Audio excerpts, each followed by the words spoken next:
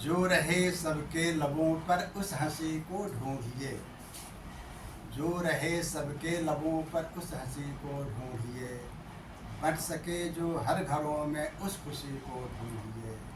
और प्यास लगने से बहुत पहले हमेशा दोस्तों, जो न सूखी हो कभी भी उस नदी को ढूंढिए। काम मुश्किल है बहुत पर कह रहा हूँ आपसे कि हो सके तो भीड़ में से आदमी को ढूंढिए, हो सके तो भीड़ में से आदमी को ढूंढिए। इंसानियत की तलाश, आदमी की तलाश आज हर मनुष्य की चुनौती बन चुकी है। आज मैं डॉक्टर शंकर मुनिराज यहाँ उपस्थित हूँ दिग्विजय महाविद्यालय के प्राचार्य डॉक्टर केएल तांडेकस्तर के साथ, जो इस महीने के 30 तारीख को अर्थात 30 अप्रैल को सेवानिवृत्त हो रहे हैं। लंबा सफ़र है, लंबी यात्रा, लंबी शासकीय सेवा के बाद जो कोई व्यक्ति जब अवकाश प्राप्त करता है तो पता नहीं कैसा लगता है, ये जानने की इच्छा हर किसी को रहती है। डॉक्टर साहब इसी महाविद्यालय के छात्र रहे हैं और यहाँ से पढ़ने के बाद यहीं पर आप अध्यापक रूप में भी कार्य किए और फिर यहीं पर प्रिंसिपल बनकर हुआ है। और ये बड़े सौभाग्य की बात है कि यहीं से आप रिटायर भी हो गए। सर, आपको कैसा लगा? बहुत बहुत धन्यवाद हमारे वरिष्ठ प्राध्यापक डॉक्टर शंकर मुनिराज जी। आपने एक सेवानिवृत्त होने वाले कर्मचारियों से जो कुछ मन की बातें हैं उस रखने का एक अवसर दिया। मैं इस विषय पर यही कहूँगा कि जब मैं 1993 में शासकीय दिग्विजय महाविद्यालय में सहायक प्राध्यापक के पद पर स्थानांतरित होकर आया, उस समय यहाँ प्राचार्य डॉक्टर अम्बश साहब बहुत अनुभवी और बहुत कुशल प्रशासनिक अधिकारी रहे हैं। उनके सानिध्य से लेकर मुझे डॉक्टर परसाई सर जैसे प्रिंसिपल तक काम करने का अवसर मिला। ये 1993 में आने के बाद ये एक काल्पनिक प्रश्न मेरे लिए, मैं समझता हूँ कि ये काल्पनिक था कि मैं कभी इस कॉलेज के प्राचार्य पद का उत्तराधिकारी बनूंगा। ऐसी कभी आशा भी नहीं थी, क्योंकि जो हमारे बहुत वरिष्ठ प्राध्यापक यहाँ कार्य कर रहे थे, उन्हें अपने सेवा अवधि के अंतिम दौर पर मुश्किल से 1 साल 6 महीने के समय प्राचार्य पद पर काम करने का अवसर मिलता था, तो ये जिज्ञासा नहीं रही। और मैं समझता हूँ कि जो उस समय के यहाँ प्राध्यापक पदस्थ थे, उन सबका मार्गदर्शन, आशीर्वाद और उनका सानिध्य हमें मिला, जिसके कारण हम विभिन्न क्षेत्रों में काम करते रहे। मगर ये इच्छा नहीं थी कि मैं प्राचार्य बनूं। और सर, मैं आपकी बात का मैं स्पष्ट करना चाहूँगा कि सर, मैं यहाँ का विद्यार्थी नहीं था। मैं यहाँ सहायक प्राध्यापक पद के पर 1993 में आया। तब से अनवरत ये मेरी सेवा 2009 तक चलती रही। उसके बाद मुझे प्रचार पर कार्य करने का सर, मैंने पढ़ा था कि 1982 में आपने यहीं से इनकम किया था। 1982 में मैंने सागर विश्वविद्यालय से शासकीय स्नातकोत्तर महाविद्यालय छिंदवाड़ा महाविद्यालय से M.Com की परीक्षा 1982 में उत्तीर्ण की थी। तो 20 वर्ष के साल उम्र में ही आपने अध्यापन कार्य शुरू कर दिया। MA करने के बाद M.Com का परीक्षा परिणाम 1982 जुलाई में घोषित हुआ और अगस्त में परिणाम आए और 13 अक्टूबर 1982 को ही मैंने शासकीय महाविद्यालय बेमेतरा में सहायक प्राध्यापक वाणिज्य के पद पर कार्यभार ग्रहण किया। अर्थात परीक्षा परिणाम आने के 15-20 दिन या 1 महीने के अंदर मुझे सेवा का अवसर प्राप्त हुआ। बिल्कुल, मैंने 82 से लेकर के फिर मैंने 43 साल कार्य है सेवा काम हो गया। जिस समय आप यहाँ पर अध्यापन कार्य कर रहे थे उसमें अम्बस साहब प्राचार्य थे, जी। आप भी प्राचार्य हैं, दोनों में आप क्या अनुभव करते हैं? उस समय उनका जो प्रशासनिक कार्य था, आपका जो प्रशासनिक कार्य है, उसको लेकर के थोड़ा सा बताएं। डॉक्टर साहब, आज से 30-32 साल पहले की व्यवस्था और अभी की व्यवस्था में बहुत परिवर्तन हम देख रहे हैं।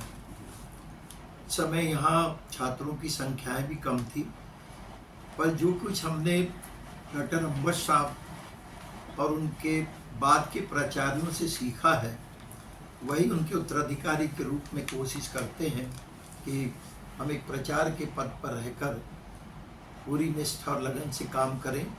उस समय का शैक्षणिक माहौल और अभी के माहौल में परिवर्तन है, बहुत कुछ परिवर्तन है और परिवर्तन समय की मांग है, लेकिन वो एक स्वर्णिम अवसर था जो हमने व्यतीत किया, वो एक स्मरण ही रह पाएगा।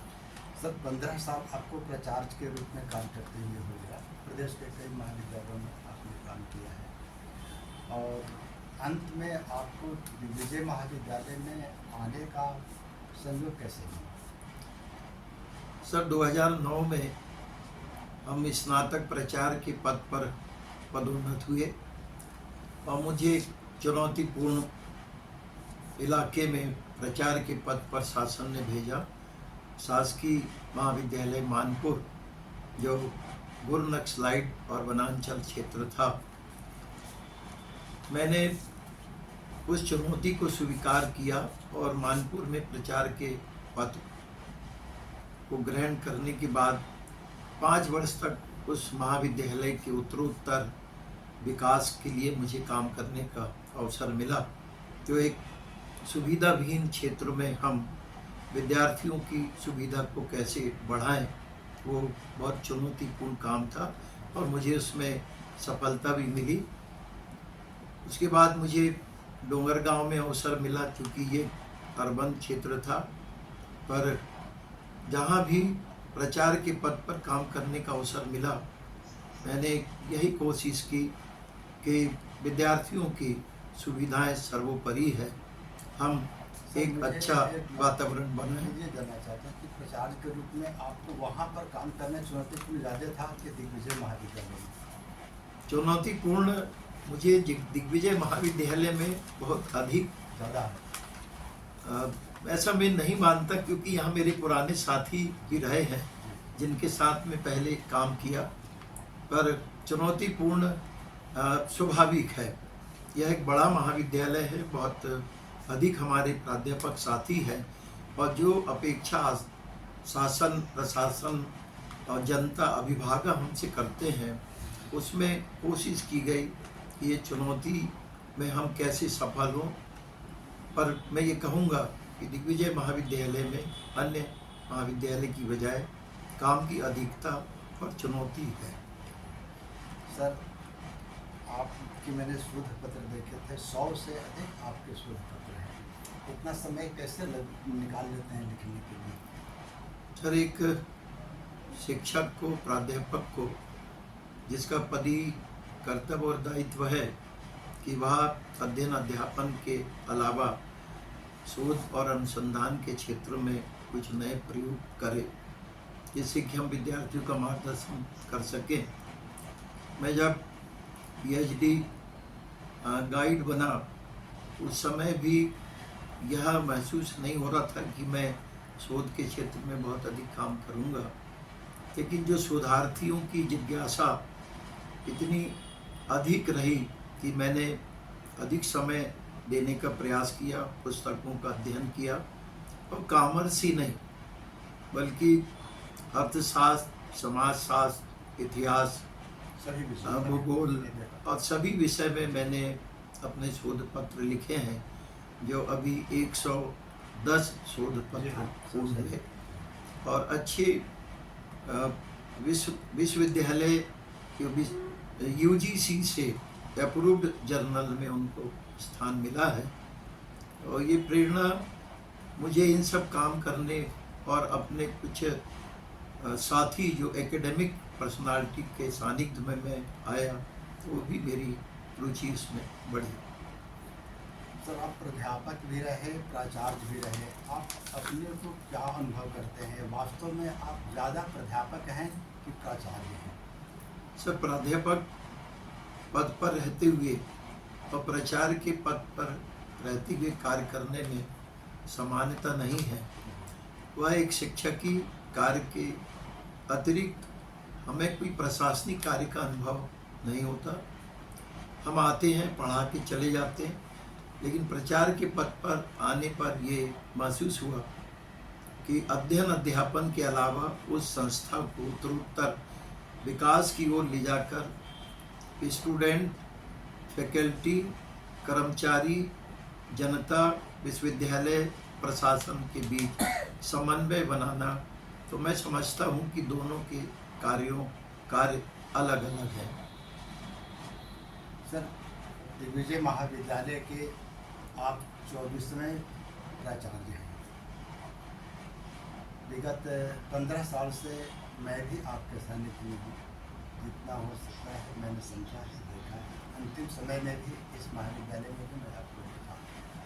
यहाँ के प्राध्यापकों की आम धारणा यह है कि प्राचार्य के रूप में आपका स्वभाव कड़क है। इसका क्या कारण हो सकता है? सर, व्यक्ति का स्वभाव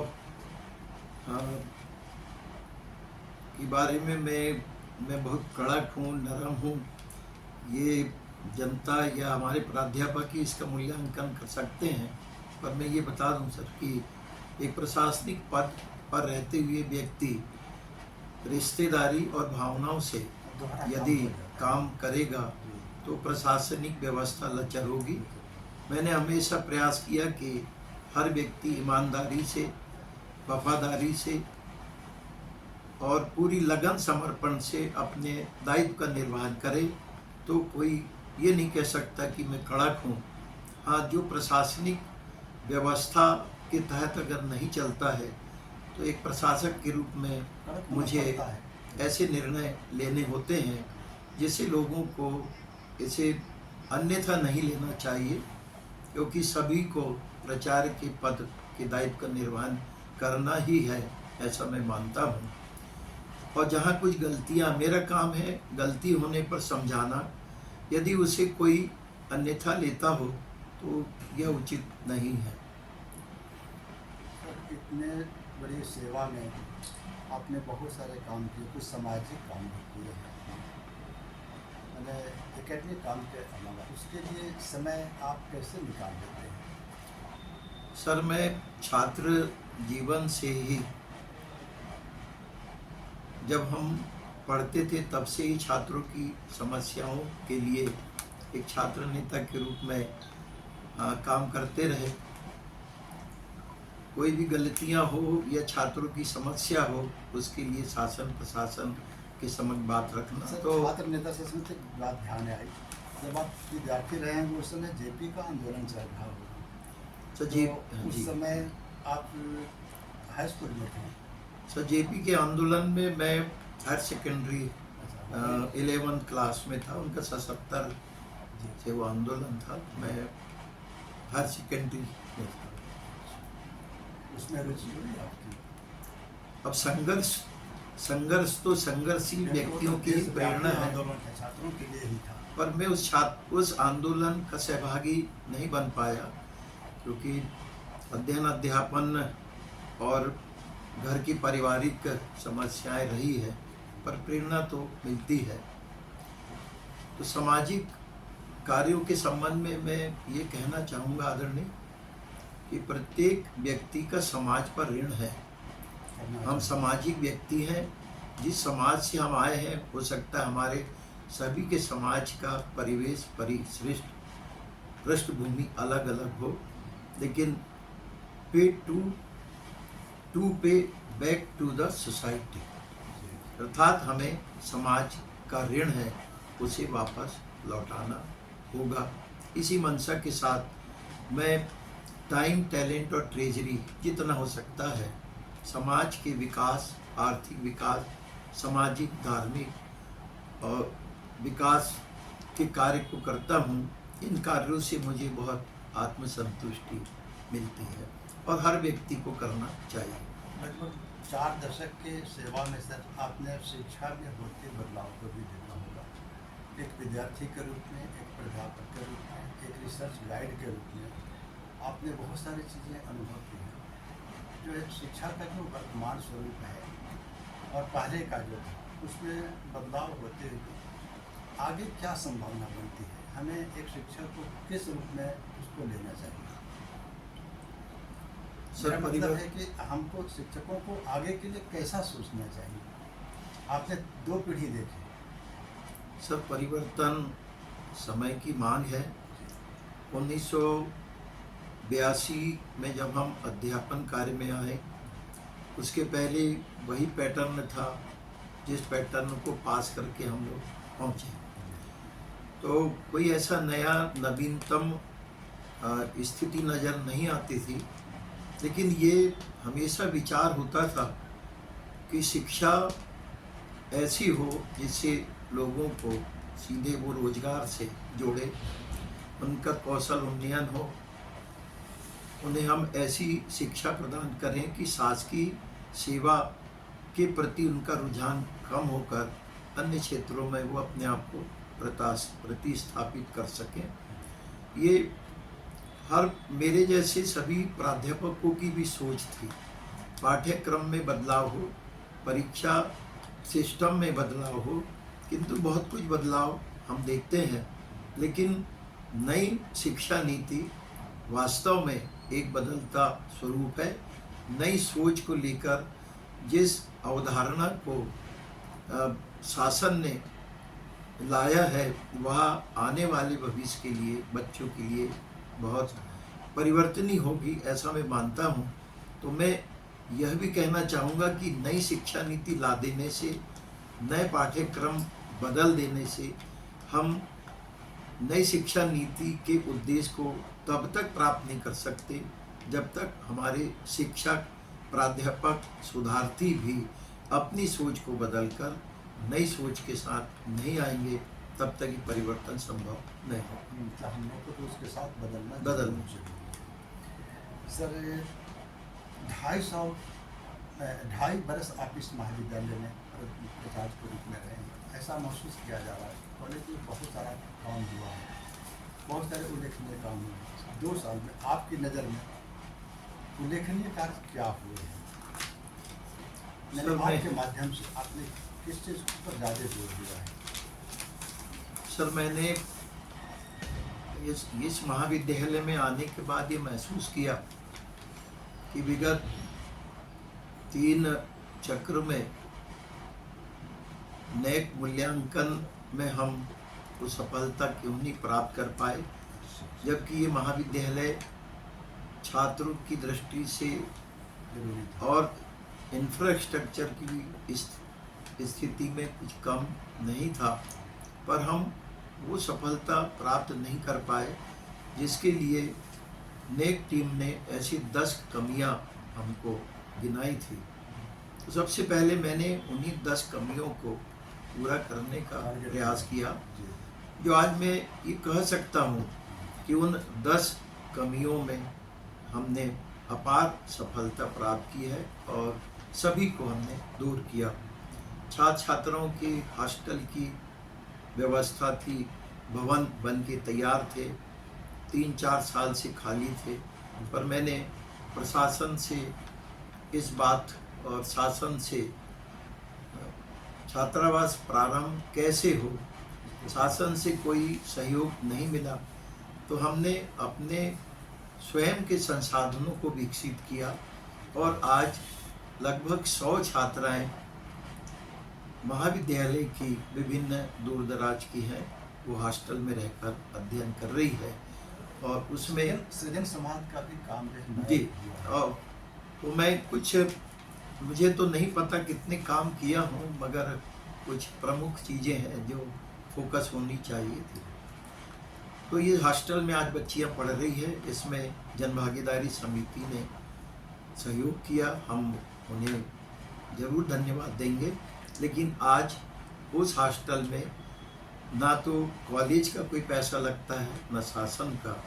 जब तक शासन से कोई व्यवस्था नहीं हो सकती तब तक छात्राएं वहाँ रहकर पूरे मेंटेनेंस को कर रही है। सृजन संवाद जो बहुत ही नेक इरादे से, दूरदृष्टि और साहित्यकारों के सम्मान में उसे बनाया गया, वह रख रखाव के कारण, देख रेख नहीं होने के कारण क्षीण अवस्था में पहुंच गया था।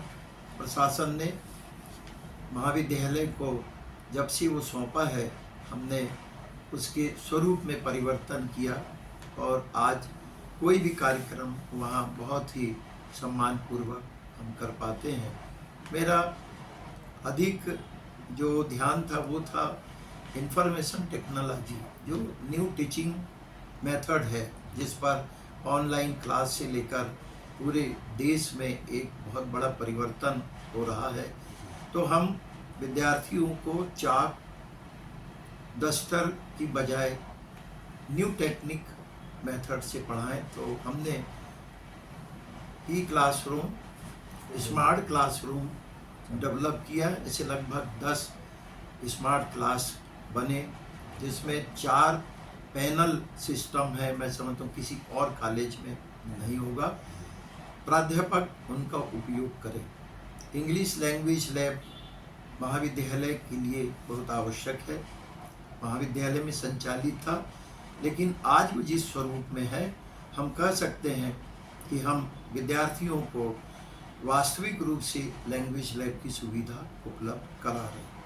हमने कंप्यूटर लैब डेवलप किया, लगभग 100 से अधिक कंप्यूटर इन 2 वर्षों में क्रय किए गए, जो एक मिसाल है। 65 साल के इतिहास में हम अगर कंप्यूटर की तुलना करें तो 70% की वृद्धि हमने इसमें की है।